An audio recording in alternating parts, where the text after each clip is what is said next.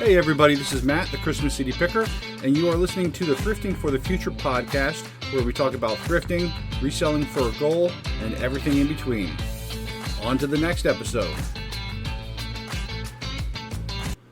Hey everybody, it's Matt, the Christmas City Picker, and welcome to today's episode of the Thrifting for the Future podcast. Today we're going to talk a little bit about sourcing, where you do it, what you look for, how much you usually pay, and what do you do with it? Do you keep it? Do you store it? What do you do?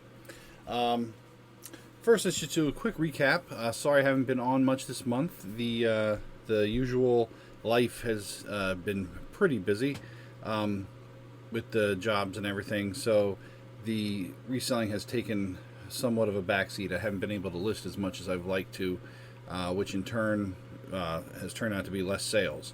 The first 2.5 months of May started really strong.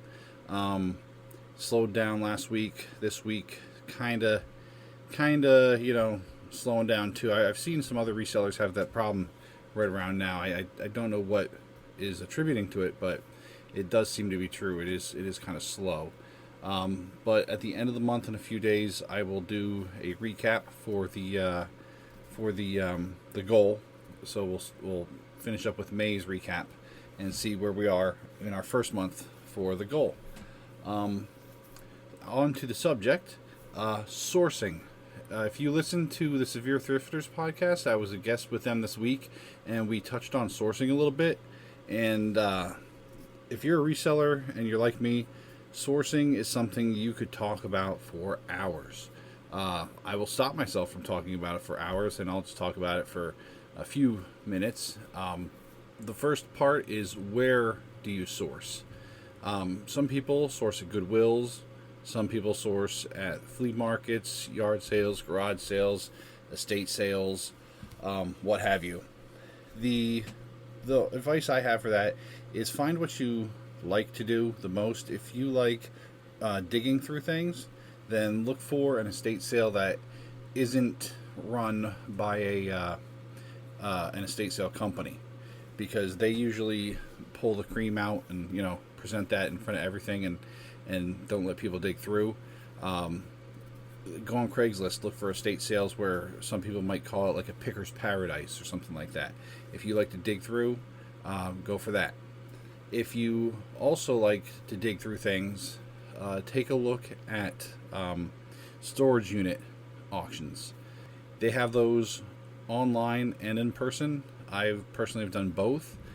I kind of like the online because it's just easier, but in person can get you lower prices in terms of what you pay for the lockers. So keep an eye out for those. A couple sites to look on is storagetreasures.com. They have a section to look for live auctions and online auctions. You can narrow it down by your zip code and the amount of miles you're willing to drive. Another site is lockerfox.com. They will narrow it down by storage facility for you if you put the zip code in the distance. There's also others like storageauctions.com and a couple others. Auction Zip is usually good. You can find a couple on there. But go on, research a couple around your area, see what you find. See if you trust me, you're going to get hooked if you find one that you like and you get some good stuff out of it. You'll get hooked. It's not for the people that have a lack of space, shall we say. That's because these things will fill up your storage area pretty fast.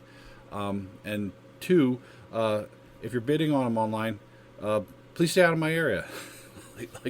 let me have first crack at the ones that I like, please. Yeah, so that's for the people that like to pick. I usually say stay away from things that are curated, like the nice estate sale companies that pull the stuff out, or even auctions where they are done off-site, like estate auctions. If they're off-site, then they generally have pulled the best stuff out and brought it to that auction, and the stuff that they may not know what it's worth and the stuff that you might find your hidden gems are still sitting back at the house. Let's see, Goodwills, Goodwills are hit and miss, I guess.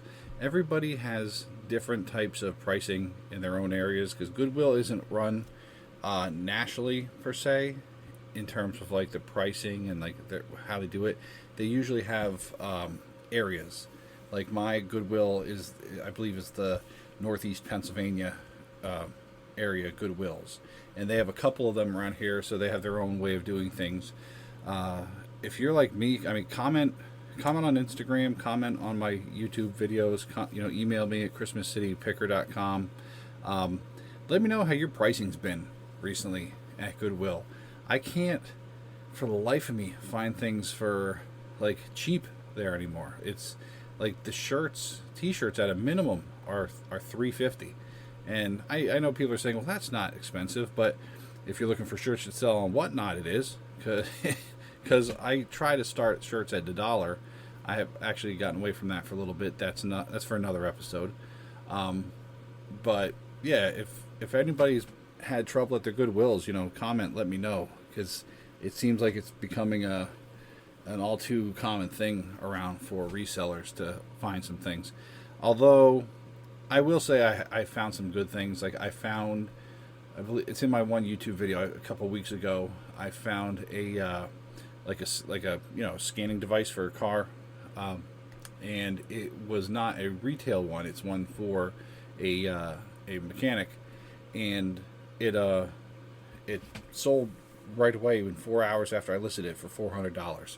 I bought it for $14.99. So you will find some things at Goodwill if you look hard enough. Just know what you're looking for. If you're new to Goodwill, go in. Only look for what you know at the moment, because the one biggest mistake that I can see resellers doing when they're new is that they buy things that they think might be worth something, and you wind up with way too much junk if you start doing that. Trust me.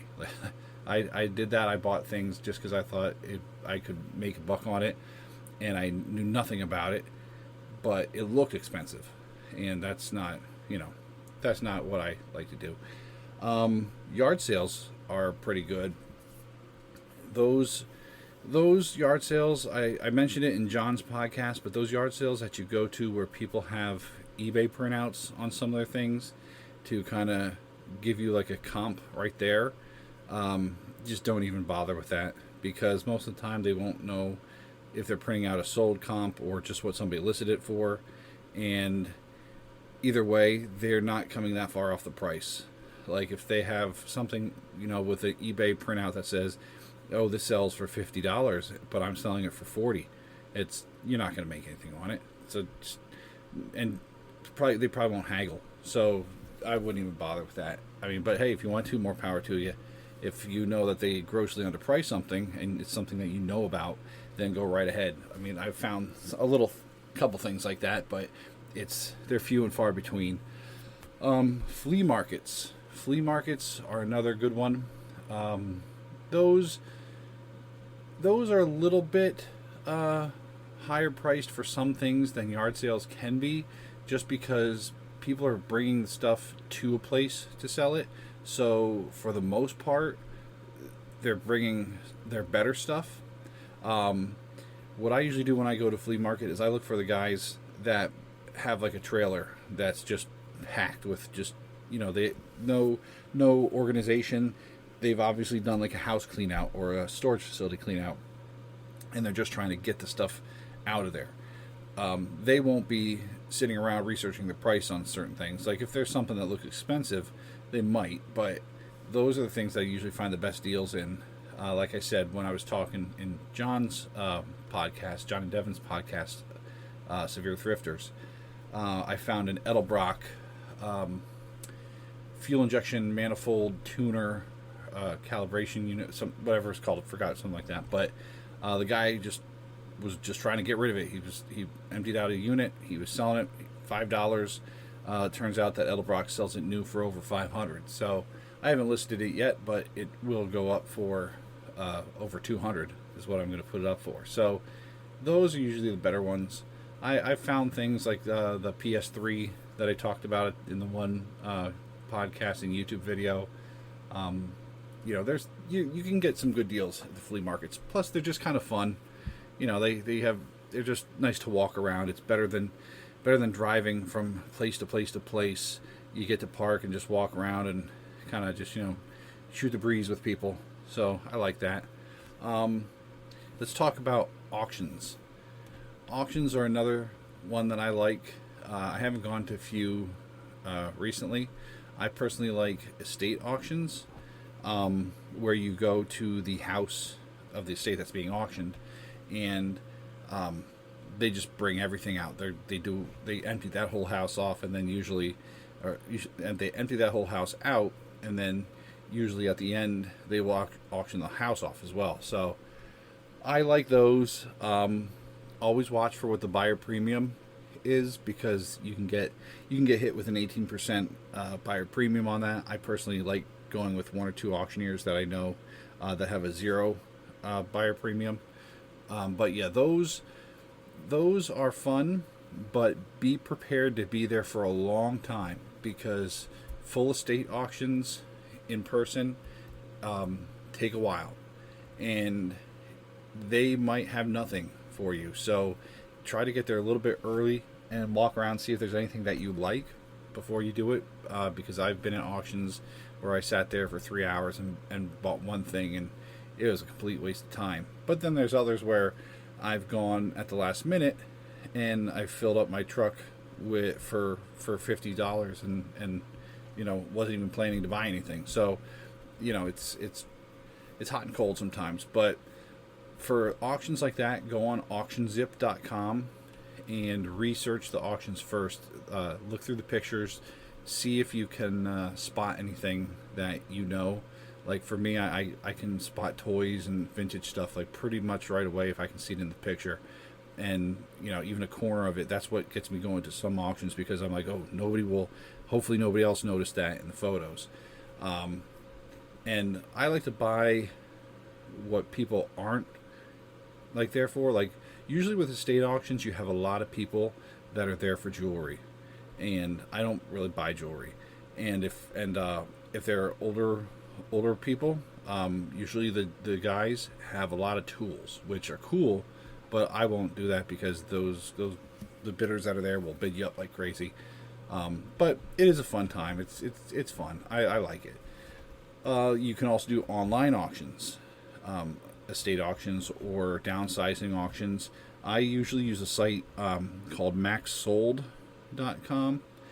They have online estate auctions. You have to put in your zip code to find your area, and they're usually timed. Now with these, the items are curated. They're split up into lots, and they're numbered, and they're nicely photographed, and they're put online. So they will go for a little bit more than what you would pay at an in-person estate auction. But sometimes, it's separating the wheat from the chaff. You can get some good stuff there and still get a deal, depending on when and where those auctions are. If it's in the middle of the winter and it's bad weather that week, some people won't bid. Like this week, I actually won one auction online and Max Sold, and one auction online at highbid.com. And some things went for super expensive, but the things that I bid on, nobody touched, because nobody really thought about them.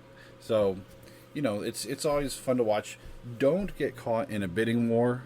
Don't let your ego take the reins there with that. I've done that, and you get buyer's remorse immediately, because you're like, oh, why did I let my anger with somebody trying to bid me up make me go $50 over what I wanted to spend. But it happens. As long as you make your money back, that's the good part. But yeah, online auctions like that are always good.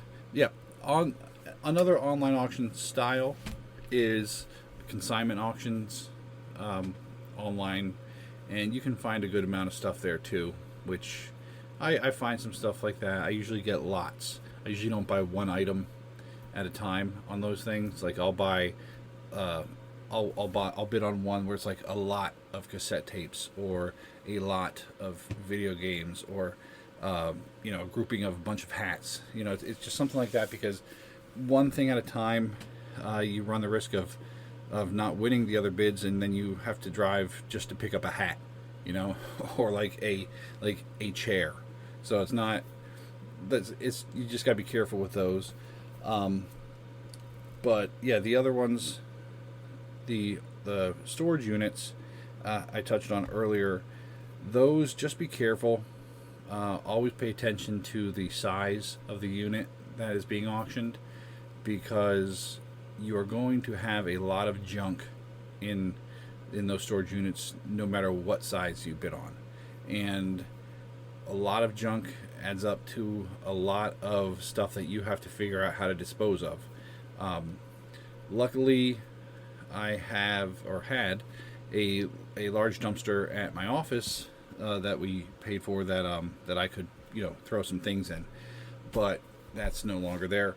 And the actual dump, charges a flat rate per vehicle, so you have to kind of factor that in.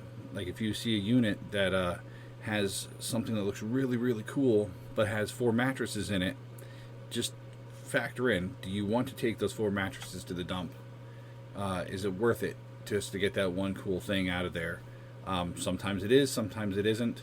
It's all up to you, but just be wary and of all that stuff, so you make the right decision. The other thing about sourcing too is always be conscious of how much space you have. This is one of my biggest faults when it comes to sourcing, is that I fill up my space pretty quickly, and it gets me into deep doo-doo, hot water, whatever you want to say, with the wife, because she doesn't resell like me, and I pretty much put stuff everywhere. I have 3 storage units that I have loaded up that I have to start, listing stuff faster. And that's one thing that I think I'm going to do in June, is I think I'm going to slow down the buying. I'll still go out every weekend just to kind of go to like yard sales, just to kind of like scratch that itch. But I won't be buying in bulk as much in June. I'm going to focus more on selling, because it's fun. Like, I'm pretty sure every reseller will agree with me that the most fun part of this whole thing is the sourcing, is the finding, the hunting for the stuff. Making money is fun too. I mean, there's no better sound than when your phone gets that cha-ching sound to it and you're like, yes, what did I sell? But yeah, it's the most fun part is going out and sourcing. The listing and all that stuff, that's boring. I don't like that. That's why I have so much stuff that isn't listed yet, because I'll do 10 things and I'll be like, all right, that's it. I'm done. I don't want to take pictures of any more video games today, because it's not a full-time job. So, I mean, those that are doing this full-time, then you kind of have to, because that's your job requirement to make money for yourself. So just be conscious of how much time you have, or not time, well, yeah, time also, but how much space you have, and make the right decisions with that. Okay, tips for sourcing. The one tip I have for the online is, like I said before, go research everything before the auction goes live. So you can watch lots, you can pre-bid on some, but know what's in the lots before they go live when you're doing online, and set yourself a stop limit on bidding on certain items in online auctions, and kind of make a rough amount that you think you're going to be spending at that auction. That way you can kind of stick to it, because when you're doing online, it can get carried away, and before you know it, you could have spent a couple $100 when you were only planning on spending maybe $50. So just be conscious of all that stuff when you're doing online. The other thing with online is know the difference between soft close and regular, because some people don't understand that. What a soft close does is, if it's inside a certain amount of time left, like sometimes it's a minute, sometimes it's 2 minutes, if you bid on it within that time, it extends the time out again. And it gets very annoying, because some people think they're sniping items at like 5 seconds left, and all they're doing is adding on another 30 seconds to the thing. So the people who are watching it that wanted to bid on it will bid on it again. It's just makes it more annoying. So just be, like, know what the difference is between regular auction close and soft close. For garage sales, flea markets, stuff like that, I'm sure you've seen this on so many different videos and TV shows, but don't be afraid to bundle to get a better price. I never try to buy just one thing. I look to see if there's at least like 2 things that I could try to knock $1 or 2 off, even if they're already reasonably priced, just because it's, it works a lot better. I like to work with fives and stuff like that. So it's like, if something would come out to $16, total, if it's for the 2 things, or $17, I'll say, would you do 15? Just because, it's right down at the $5. It's easier. But yeah, don't be afraid to do that. Some people at yard sales, and I've seen this at my yard sales, is they love to neg the items, which I hate. I don't like that. So don't do that, because it doesn't endear you to anybody. It doesn't make you a shrewd buyer. All it does is make people kind of dislike you. What that basically is that if you're trying to get a better price on something, when somebody tells you the price, you go, oh, well, it's not in that great a condition, and it's broken here, and oh, I don't know, I probably could get it for less. Just to see if somebody will go, oh, well, then please take my item. Why don't you take it for this much less? Don't do it, because it just I don't know. For me, it's just a personal preference. I think it makes people look like jerks when they do that. Don't be afraid to point something out if it is broken. Like, if there's a radio where the battery compartment is corroded out because they let the batteries leak in it, and somebody's selling it because they think it's a working item, just say, you can point that out and just go, it has leaking batteries, so I'm not sure if it'll work or not. Then, that's different. But purposely knocking something down so you can hopefully get a better price isn't that great.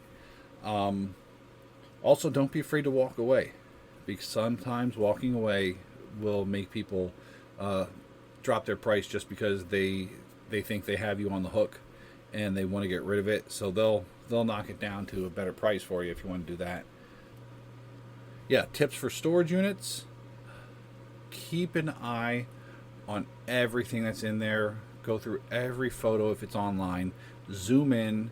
Just see what you can find. If you can see certain things, like one I just bought 2 weeks ago, I noticed that there were a couple boxes labeled Disney in the little tiny letters on the corners of the boxes. I had to zoom in, pretty tight on the photos just to kind of see that it said Disney, and there was a bunch of Disney stuff in there.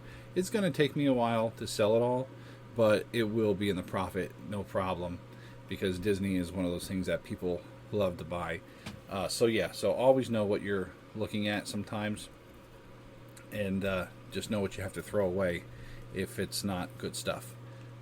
You always have to clean out the storage units after you're done taking the stuff out, or else you don't get your security deposit back. So make sure you have a broom and a dustpan, depending on how dirty it is, and do that. And most of them will only give you 48 to 72 hours to empty the stuff out after you pay. So just be wary of that. Other than that stuff, that's all I can really think of for sourcing. Just, go where buy what you like to start, and once you start getting in the swing of selling, or if you're already in the swing of selling, then you can expand on what you buy, and therefore what you sell, and hopefully the money that you bring in, because that's the name of the game, is buying and selling. And that takes us to the whole goal thing. I know we talked about it on John's podcast as well, is that it all depends on how much you want to sell. And a lot of people have these lofty goals for what they would like to make. I mean, everybody would love to make $1 million on eBay a year, but the whole thing is that you have to think realistically. If you're going to be doing that, or if you're going to get to that level, you have to be bringing in items at that level as well. And that would take me to another sourcing topic, which I've done, but it's not something that I'm very knowledgeable in, is bulk sourcing. And there are things called rag shops where you can buy t-shirts, clothing like that, like by pound. So I've done that before, and you get some good finds, but you can also have a whole bunch of stuff that you're going to just be sitting on. Storage units is one way to buy in bulk, and that's good too, but like I said, that's also a lot of space that you're going to have. There are Amazon liquidation pallets that you can buy, but those are also a crapshoot to see if there's certain things that are broken. You can see some videos where people find these great things. I don't know if I completely believe all that, but then you also have the videos where people are like, look, I got nothing in this. It's horrible. So a lot of times if you're buying bulk like that, it's a crapshoot with it. There's a site that I have bought on before, bulk, BULQ.com, where you can buy store returns and stuff like that in bulk lots. And, it has done well, but it's also slow selling, so for some things. So just be cautious with what you're buying. Don't buy just to buy. It never ends well if you just buy just because you think you have to. I've done it before. I'm sure almost every reseller has done it before. It never really ends well. Just be smart with your buying, and then in turn you'll be smart with your selling. And once the money starts coming in and you learn a little bit more tricks and stuff like that, it'll be better, and you'll be able to kind of know what you're doing a little bit more. I've been doing this for over 10 years now, and I still don't know everything. I'm not very good at the organizational part. There's some people that are great at that, but they don't really do well with sourcing. So, just learn everything. Play on your strengths, and learn to eliminate your weaknesses. Learn what your weaknesses are, and learn what you need to eliminate the weaknesses, and it will all be so much better in time. So, but that's it for the sourcing talk today. I hope everybody had fun, and I hope I had a little bit of insight on it. If you guys want to email me, it's christmascitypicker.com. Comment on my Instagram, Christmas City Picker. YouTube is christmascitypicker.com as well. If you guys go ahead, friend me on Instagram, follow me on YouTube, download videos, or download the podcasts on Spotify. I would greatly appreciate it. And as always, like I say, if you can send me some messages and let me know what you want me to talk about, it'll be a little bit easier, because I just kind of shoot from the hip with this stuff. And if there's something that you want me to talk about, I will. So, hope all you guys have a good one. Drop me a line. Have a great day and a better tomorrow. See you.